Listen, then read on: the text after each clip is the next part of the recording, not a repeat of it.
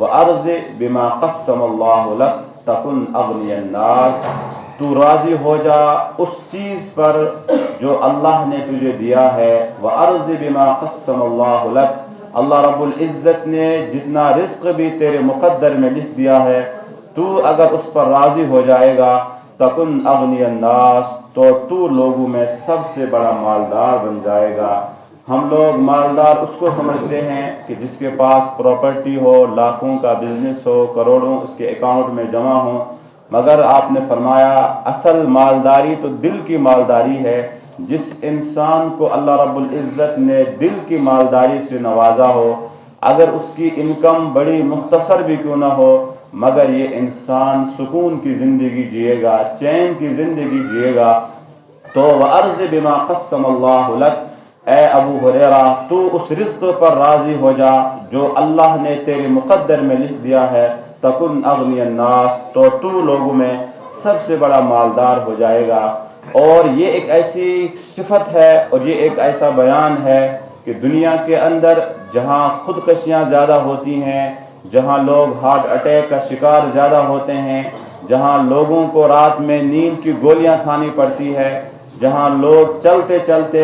موت کا شکار ہوتے ہیں، جہاں لوگ چلتے چلتے رک جاتے ہیں اور گر جاتے ہیں، وجہ اس کی بہت بڑی یہی ہے کہ لوگ جو ہے اللہ کے دیے ہوئے رزق پر راضی نہیں ہیں۔ اگر ایک انسان کو اللہ رب العزت نے ایک مہینے کی 50,000 انکم دی ہے، 1,00,000 انکم دی ہے، تب بھی وہ اس رزق پر خوش نہیں ہے۔ اگر کسی انسان کو اللہ نے 10,000 ہی دیے ہیں، تب بھی وہ انسان خوش نہیں ہے۔ اور یہ بہت بڑی وجہ ہے دنیا میں جو بے چینی ہے، دنیا میں جو بے سکونی ہے، لوگوں کی خودکشیوں کی جو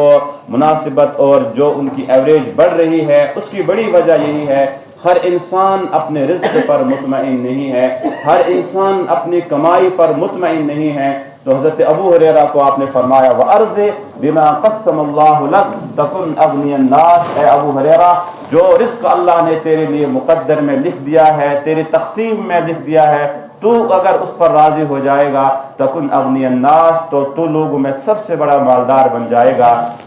رسول اللہ صلی اللہ علیہ وسلم نے ایک موقع پر فرمایا کہ ایک انسان سب سے بڑا صبر کرنے والا اس وقت مانا جاتا ہے، دو صفتیں آپ نے بیان فرمائی، سب سے بڑا صبر کرنے والا اور سب سے بڑا شکر گزار بندہ۔ یہ انسان اس وقت بنتا ہے کہ جب وہ دین کے معاملے میں اپنے سے اونچے انسان کو دیکھتا ہے کہ اگر ہمیں دین کو اختیار کرنا ہے، عبادت کو دیکھنا ہے، تہجد کو دیکھنا ہے، جنت والے اعمال کو دیکھنا ہے، پھر ایک مسلمان کی خصوصیت یہ ہے وہ اپنے سے اونچے انسان کو تلاش کرے کہ اگر میں روزانہ 1 پارہ قرآن کی تلاوت کرتا ہوں تو کوئی انسان ایسا بھی تو ہے جو 2 پاروں کی تلاوت کرتا ہے، اگر کوئی انسان روزانہ اشراق بھی پڑھتا ہے، چاشت بھی پڑھتا ہے، اوابین بھی پڑھتا ہے، تہجد بھی پڑھتا ہے، کوئی بندہ ایسا ہوگا جو ان نوافل کے ساتھ ساتھ میں کچھ اور نفل بھی پڑھتا ہوگا، تو اس انسان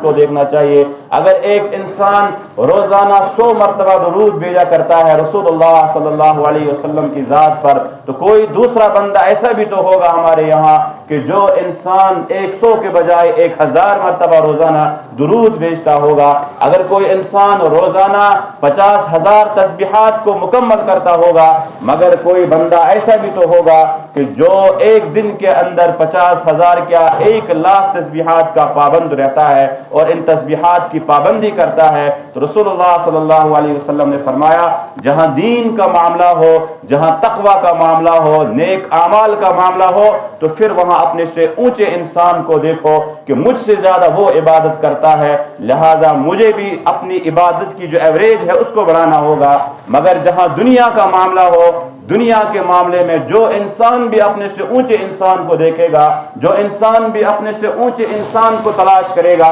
وہ انسان ناشکری کا جو ہے شکار ہو جائے گا، وہ انسان بے صبری کا شکار ہو جائے گا اور وہ انسان بے چینی کا شکار ہو جائے گا۔ جس انسان نے بھی دنیا کے معاملے میں اپنے سے اونچے کو دیکھنے کی کوشش کی کہ اگر میرے پاس 50 لاکھ کا بنگلہ ہے، تو اگر یہ انسان اپنے سے اونچے کو دیکھے گا اس کے پاس 1 کروڑ کا کا بنگلہ ہے تو یہ 50 لاکھ اتنا بڑا مکان، اتنی بڑی پراپرٹی ہونے کے باوجود جو اللہ نے اس کو دی ہے، وہ انسان پھر بھی ناشکرا بن جائے گا، پھر بھی بے صبرا بن جائے گا، کیونکہ اس نے اپنے سے اونچے انسان کو تلاش کرنی اس نے شروع کی ہے۔ اگر کسی انسان کی انکم ہر مہینے کی 30,000 50,000 ہے، 10,000 بھی ہے، 20,000 بھی ہے، اور آرام سے اس کی زندگی گزر رہی ہے، سکون کی زندگی وہ جی رہا ہے، مگر جہاں اس انسان نے اپنے سے اونچے کو تلاش کرنی شروع کر دی کہ مجھے تو اللہ نے ایک مہینے کی یہ انکم دی ہے، میرا پڑوسی ہے، میرا ساتھی ہے، اس کو تو مجھ سے زیادہ اللہ نے دنیائی نعمتوں سے نوازا ہے، تو پھر یہ انسان بے چینی کا شکار ہو جائے گا۔ اسی کو شیخ سعدی رحمۃ اللہ علیہ نے فرمایا کہ جب ایک مرتبہ میرے پیروں کے اندر چپل نہیں تھے کہ میں نماز پڑھا کے جب گھر سے باہر مسجد سے باہر آ رہا تھا، دیکھا کسی نے میرے چپل اٹھائے ہیں، اور اب اتنے پیسے بھی میرے پاس نہیں تھے کہ میں اپنے لیے بازار سے چپل خرید لوں۔ اب تھوڑی دیر کے لیے میرے دل میں اور میرے دماغ میں سوالات آنے شروع ہو گئے۔ شیخ سعدی جیسے عظیم شخصیت وہ کہتی ہے کہ میرے دل میں بھی خیالات آنے لگے، اے اللہ آپ نے مجھے اتنا رزق کم کیوں دیا ہے، آپ نے کم دولت سے مجھے کیوں نوازا ہے، یہ میری حیثیت ہے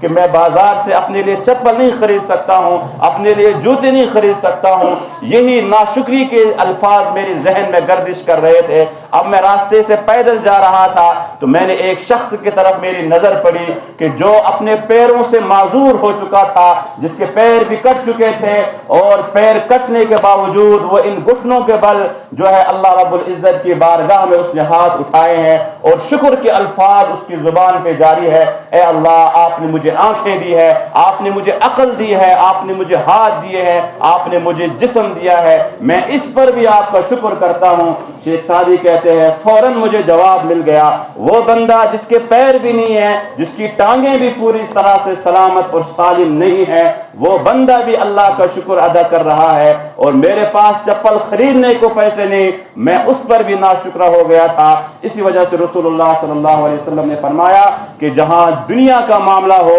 انظر الی من اسفل منکم، وہاں پر اس انسان کو دیکھو جو تم سے زیادہ کم جس کی حیثیت ہو، کم جس کی اوقات ہو، کمانے کے اعتبار سے، پراپرٹی کے اعتبار سے، اگر اس بندے کو دیکھو گے کہ جس کی اوقات، جس کی حیثیت مالی اعتبار سے کم ہے، تو تم اللہ کے شکر گزار بندے بن جاؤ گے۔ اگر کسی کے پاس رہنے کو 3 ہی کمرے ہیں، وہ یہ نہ دیکھے کہ میرا ہمسایہ تو ایسا بھی ہے کہ جس کا بنگلہ، جس کی بلڈنگ لاکھوں کی ہے، میرے پاس 3 ہی کمرے ہیں، تو اس انسان کے ذہن میں جب یہ سوالات آئے، فوراً وہ اپنا ذہن اس غریب انسان کے دہلیز پر لے کر جائے کہ جس کے پاس رہنے کو ایک جھونپڑی بھی نہیں ہے، ایک ٹین کا شڑ بھی جس کے پاس میسر نہیں ہے، اور جس کے پاس 4 گز 5 گز زمین بھی میسر نہیں ہے کہ وہاں اپنے بچوں کو کھلا سکے، پلا سکے اور ان کی تربیت کر سکے۔ اور جس انسان کو اللہ رب العزت نے کچھ دولت سے نوازا ہو، اور وہ اس کے ذہن میں اگر سوالات آئیں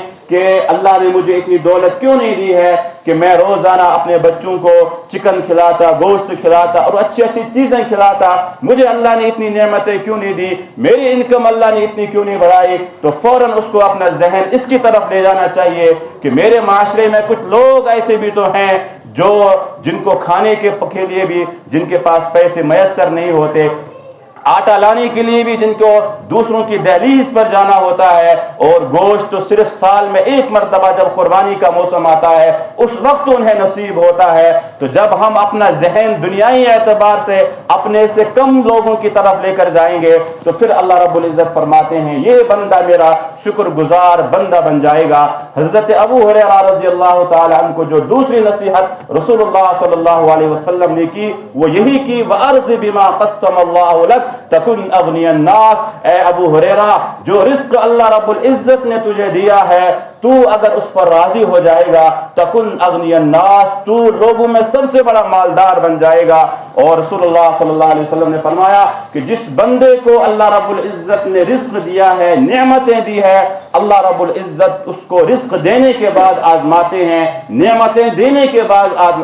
آزماتے ہیں۔ اگر اس انسان نے اس رزق کو بظاہر وہ کم ہے، بظاہر وہ تنگ ہے، اگر اس نے اس رزق پر اللہ کا شکر ادا کیا اور اللہ کی اس تقسیم پر رضامندی کا اعلان کیا تو اللہ رب العزت فرماتے ہیں کہ میں اس کے اس تھوڑے سے رزق میں بھی برکت کر دوں گا اور اس کے رزق کے دروازے میں کھول دوں گا وَإِلَّمْ تَرْضِ اور اگر یہ بندہ اس رزق پر تقسیم جو میں نے اس کے لیے تقسیم کیا تھا اس پر اگر یہ راضی نہیں ہوا پھر اللہ رب العزت فرماتے ہیں میں اس کے رزق سے برکت کو اٹھا دوں گا بظاہر اس کی انکم بہت زیادہ ہوگی مگر یہ اس سے کچھ کر نہیں سکے گا مسجد شریف کا چندہ ہے آپ سے گزارش ہے کہ اس کے اندر بھی تعاون کرے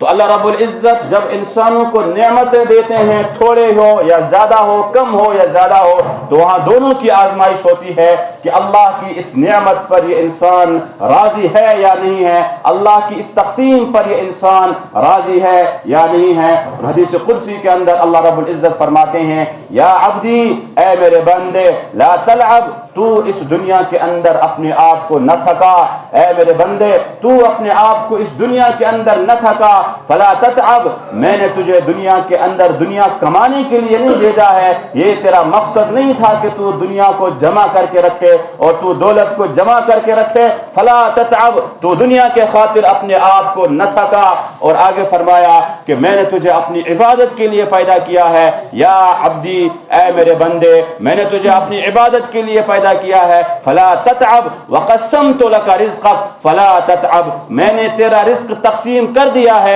تیرے مقدر کا رزق جو ہے وہ میں نے تیری جھولی میں ڈال دیا ہے بھر دیا ہے وقسمت لك رزقك اور تیرا جو رزق تھا وہ میں نے دنیا میں بیچ دیا ہے لہذا فإن رضيت بما قسمته لك اگر تو راضی ہو جائے اس رزق پر جو میں نے تیرے لیے تیرے مقدر میں کر دیا ہے فبعزتك وجلالك مجھے اپنی عزت کی قسم مجھے اپنی جلال کی قسم ارحت قلبك وبدنك تو تیرے دل کے اندر میں راحت کو بھر دوں گا تیرے بدن کو میں مضبوط بنا دوں گا بیماریاں تیری زندگی سے ختم ہو جائے گی بے چینی تیری زندگی سے ختم ہو جائے گی بے سکونی تیری زندگی سے ختم ہو جائے گی مگر اگر تو اللہ کی اس تقسیم پر راضی ہو جائے ارحت قلبك وبدنك میں تیرے دل کے اندر راحت کو بھر دوں گا چین کو بھر دوں گا سکون کو بھر دوں گا اور تیرے دل کو تیرے جسم کو تیرے بدن کو میں مضبوط بنا دوں گا وکنت عندی محمودا اور دنیا کے اندر جو میرے بندے دنیا میں رہا کرتے تھے جیا کرتے تھے وکنت عندی محمودا ان بندوں میں سب سے زیادہ محبت مجھے تجھ سے ہوگی جو میری اس تقسیم پر راضی ہے وَإِن لَمْ تَرْضِ اور اگر تو اس رزق پر راضی نہیں ہوا جو میں نے تیرے مقدر میں لکھ دیا ہے پھر بھی تیری زبانوں پر شکوے اور شکایات ہے پھر بھی تو لوگوں کے سامنے ہاتھ پھیلاتا ہے اور پھر بھی تو لوگوں کے سامنے آنسو بہاتا ہے اور اپنی مالی جو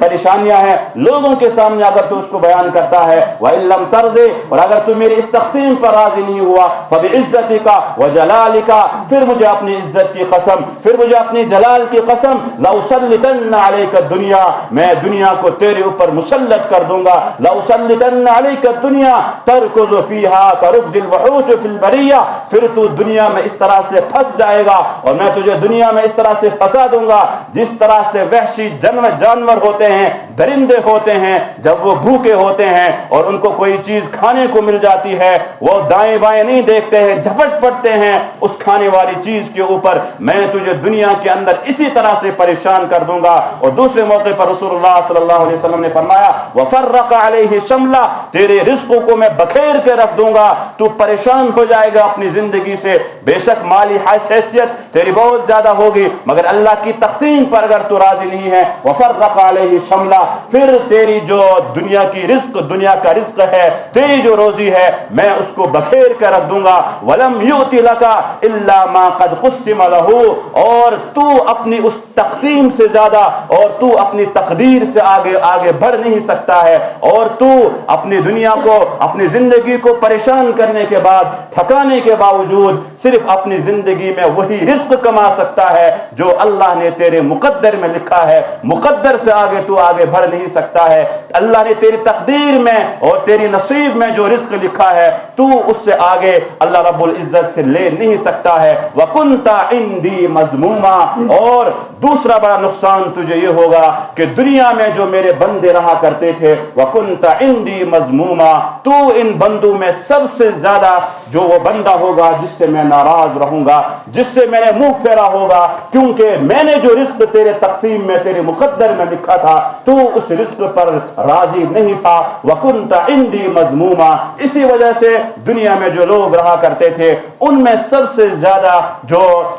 جن لوگوں سے میں ناراض تھا ان میں سے تو بھی ایک بندہ ہے. تو حضرت ابو ہریرہ رضی اللہ تعالی عنہ کو جو رسول اللہ صلی اللہ علیہ وسلم نے دوسری نصیحت کی وہ یہی تھی کہ وَأَرْضِ بِمَا قَسَّمَ اللَّهُ لَكَ, اللہ نے جو رزق تیرے تقسیم میں لکھ دیا ہے, تیرے مقدر میں لکھ دیا ہے, تو اس پر راضی ہو جا. تَكُنْ أَغْنِيَ النَّاسِ, تو لوگوں میں سب سے بڑا بہادر بن جائے گا, تو لوگوں میں سب سے بڑا عبادت گزار بھی بن جائے گا اور سب سے بڑا مالدار بھی بن جائے گا. ایک شخص ہے,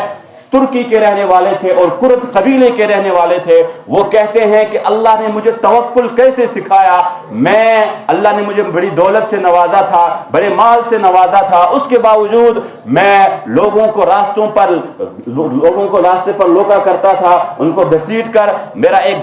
گینگ اپنا تھا, ایک گروپ اپنا تھا. میں لوگوں کا جو قافلہ آتا تھا ان قافلے والوں کو میں روکتا تھا, سارا سامان ان سے چھین لیا کرتا تھا, پھر آپس میں ہم تقسیم کیا کرتے تھے. اپنے علاقے کا سب سے بڑا ڈاکو تھا وہ, اور وہاں کے لوگ اس سے ڈرتے تھے اور اس کی پوری پارٹی سے ڈرا کرتے تھے. مگر وہ کہتا ہے کہ میں نے توکل کیسے سیکھا اور میں نے اللہ کی تقسیم کو میں نے کس طرح سیکھا. وہ کہتے ہیں ایک مرتبہ ہم قافلہ لوٹنے کے لیے ایک شاہراہ پر کھڑے تھے, راستے پر کھڑے تھے, تو وہاں میں نے دیکھا 3 درخت تھے, بارش ہو رہی تھی. 3 درختوں میں سے 2 درخت ایسے تھے جو ہرے بھرے بھی تھے اور جن پر پھل بھی تھا. ایک درخت ایسا تھا جن پر نہ کوئی سبزہ تھا نہ کوئی پھل تھا. تو اس درخت پر میں نے ایک کبوتر کو دیکھا کہ 10 مرتبہ میں نے گن کے رکھا اس کے چکروں کو. 10 مرتبہ وہ ہرے درخت سے اٹھ کر اس خالی درخت پر اس نے چکر لگائے. 10 مرتبہ میں یہ دیکھتا رہا. اب میں اس درخت کے قریب گیا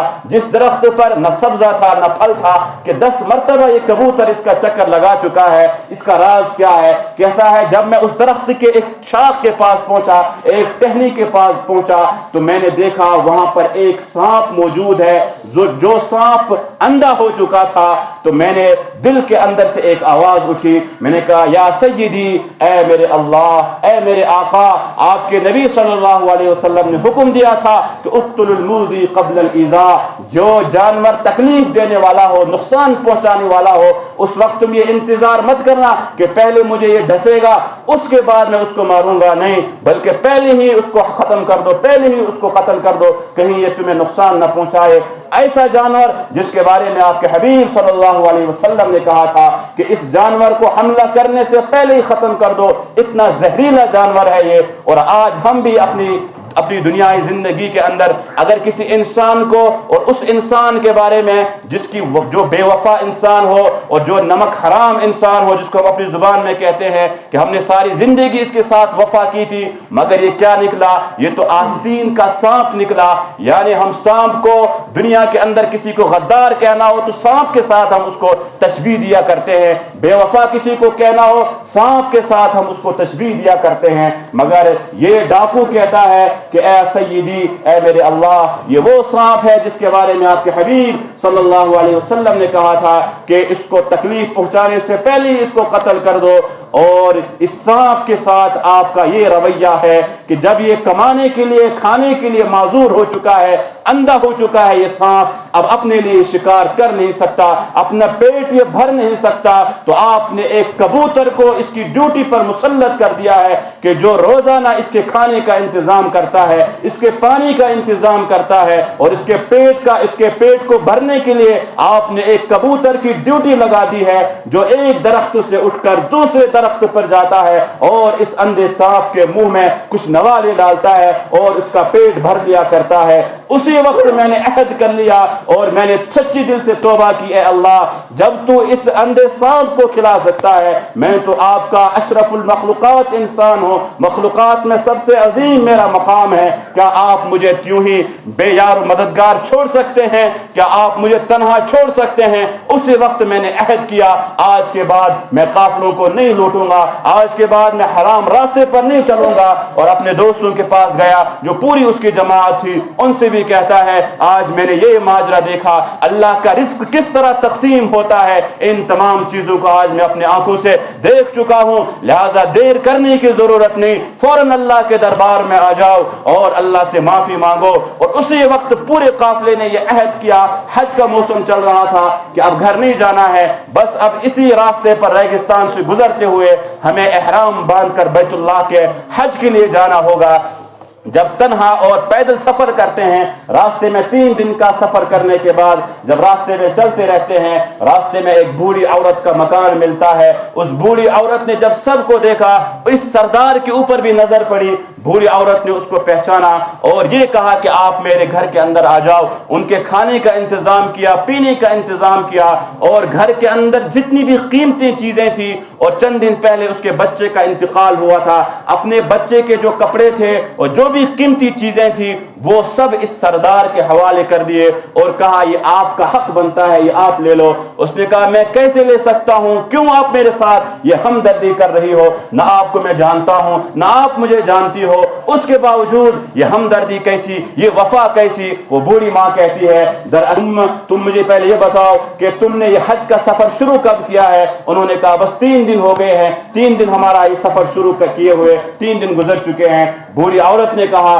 3 دن مجھے بھی ہو گئے کہ میں نے رسول اللہ صلی اللہ علیہ وسلم کو خواب میں دیکھا تھا، لگاتار 3 دن سے میں رسول اللہ صلی اللہ علیہ وسلم کی زیارت کر رہی تھی اور مجھے کہہ رہے تھے کہ میرے مہمان تیرے گھر سے گزرنے والے ہیں، خبردار رہنا، ان کو تم خالی ہاتھ نہ بھیجنا، وہ تیرے گھر کے پاس سے گزرنے والے ہیں، ان کے کھانے کا انتظام کرنا، ان کے پینے کا انتظام کرنا، ان کی اچھی طرح سے مہمان نوازی کرنا، اور جس بچے کا تمہارا انتقال ہوا ہے اس کی جو ساز و سامان ہے، اس کی جو وراثت ہے، اس کے جو کپڑے ہیں، وہ سب اس کرد